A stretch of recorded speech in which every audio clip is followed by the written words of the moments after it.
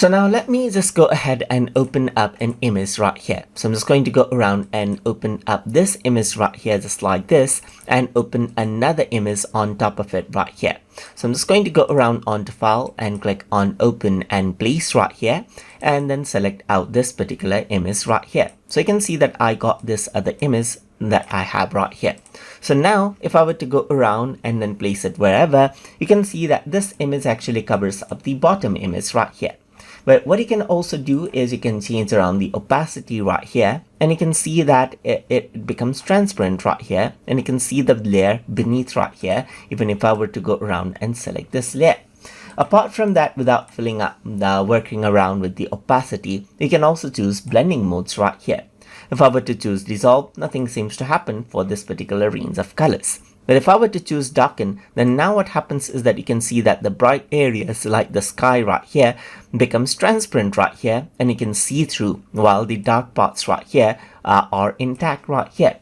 Similarly, you can go for multiply as well, which multiplies out the color and the dark part becomes more prominent, more darker, while bright parts become transparent right here. Then you can go for color burn option as well, and similarly linear burn as well. And there's different blending modes that you can choose to blend it out in multiple ways, as you can see right there. You can also go for lighten right here, as you can see, where the image acts more like light right here right now. So if I were to go to the dark part right here, you can see that it is much more clear. But if you were to go on to the bright part, then it disappears right here. So this is what you have, as you can see. You can go for color dodge as well, which is more of a screen effect as well. Linear dodge, you can go for lighter color as well, just like this as well. And then only in the dark part the image is seen. So you get a really interesting effect by using the blending modes right here. Then you get the overlay as well, just like this, as you can see, and you can see the different type of blending modes that you can use right here, just like this.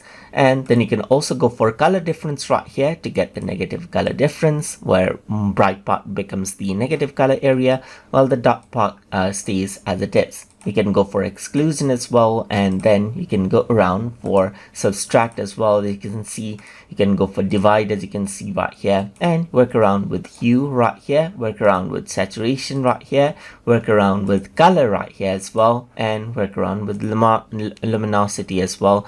And that is the effect that you have right here, where you see some background effect right here and so forth, just like that. So that is how you can work around with different blending modes inside a Photopea. So hope you guys learned something as always. And as always, please like, comment, share, and subscribe.